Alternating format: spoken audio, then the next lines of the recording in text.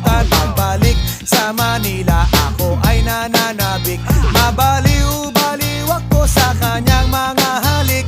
Okay lang, di maiwasan na mamiss paminsan-minsan. Pero pag kami nakita, aking panggigigilan. Di ko siya titigilan when she comes.